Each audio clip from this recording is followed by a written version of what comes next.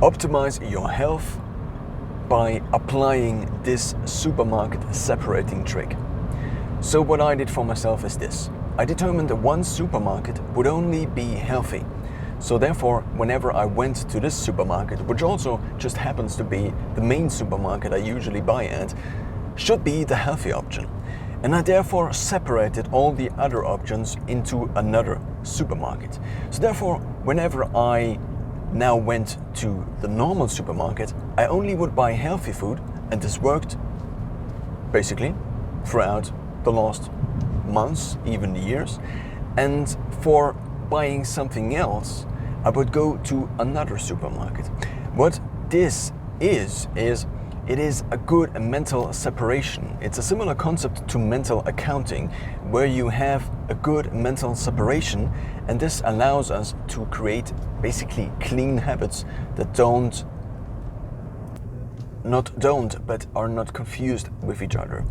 Because habits need to be, at least in the beginning, need to be simple. And when it comes to, in general, simplifying your life, creating habits is something that basically takes the willpower you would otherwise need to, for example, resist junk food in the supermarket, and puts the willpower back into your hands, which is, in terms of doing things, just very beneficial.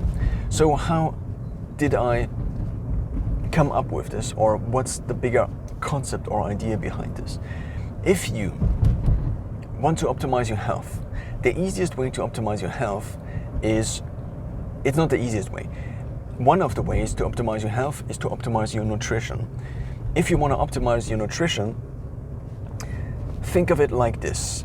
What is seen is in our mind, and therefore what is not seen is not in our mind. Therefore, things that are at home, and things that are, especially food that are at home, that are not healthy options, trigger us into eating them. They trigger us, and then eventually, so there is a cycle of the craving. Not really the craving cycle, but much more an addiction cycle, actually. So you have the trigger, which could be going by the bakery shop. Then there is a craving, wanting to eat that donut. And then there eventually is kind of the action that fulfills the craving. Successfully prolonging the action is something that takes willpower, at least in the beginning, if the addiction is kind of still in place. So when it comes to treating food addiction, or treating, basically, of course you could say it's addiction, you could also say it's something much more harmless. But as a matter of fact, many of us cannot entirely choose what we eat. And therefore you could say it is an addiction because we cannot stop eating these things. So now when it comes to optimizing your nutrition, the easiest way is to just not buy any junk food. And whether this is in a restaurant or this is at home, in because the home meters, part, continue straight to stay on B289. Because the home kitchen, or the food at home, is for many of us one of the main sources of food.